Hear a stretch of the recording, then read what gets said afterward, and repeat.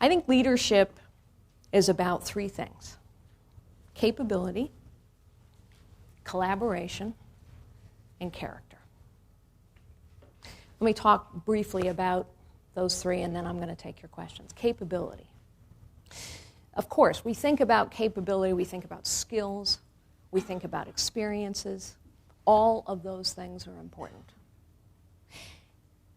But sometimes the most important capability you can have is the capability to ask a question and hear the answer. Every time you go into a new situation, you have to ask questions to understand what's there.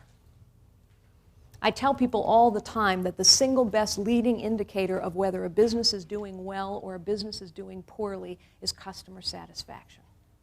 Customers always know what's wrong. They can't always tell you what they want, but they can always tell you what's wrong. And every time they tell you something that's wrong, it's an opportunity. So I think income statements and balance sheets are lagging indicators, very important, but an income statement or a balance sheet is a representation of decisions already made. Somebody's bought a product, that's revenue you post. A manager's made a decision, that's an expense you post. Lagging indicator. Real important, but you're looking in the rearview mirror. They're things that tell you where a business is going. Asking the right questions of customers turns out to be really important. Customer sat is a vital leading indicator for business. And if you doubt me, way back in 2002, we were going through the proxy battle and the merger, and I made the incredibly outrageous comment that Hewlett-Packard would become the leading technology company in the world and would beat both IBM and Dell. Everyone thought I was nuts. By the way, it has since happened. But what was interesting, people said, how do you know you can beat Dell? I said, well, because we can replicate their cost structure, we can replicate their distribution model, and because, if you observe, our customer sat is going up and theirs is going down. The truth is Dell's problems were all foreseeable. All you had to do was look at the fact that they had quit innovating, they had stopped taking risks, they were relying on the same competitive model for too long, and their customer sat was straight down. It was only a matter of time. Which is why rate of innovation, the ability to take risks, the ability to celebrate new ideas, is also a leading indicator of a business. So capability, you got to ask the right questions. Capability, you have to celebrate new ideas, take risks all the time, try new things.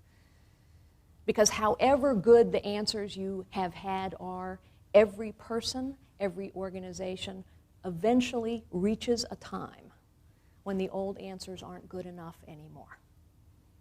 And then the only thing that works is creativity and new ideas and risk-taking and innovation. The other important part about capability, I think, is to keep learning, to learn something every day. I'm older than most of you, so I can say this with some certainty.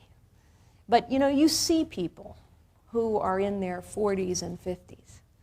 And some people at that age are 60s or 70s or 80s. And some people in that age group are vibrant. And some people aren't. And a big part of that difference is the people who keep learning, who keep trying new things, are vibrant. And the people who stop learning and stop trying new things are old before their time. It is why, or maybe it's another application of something Charles Darwin said. Charles Darwin said, "It is not the strongest of the species that survives, nor the most intelligent, but those most adaptive to change."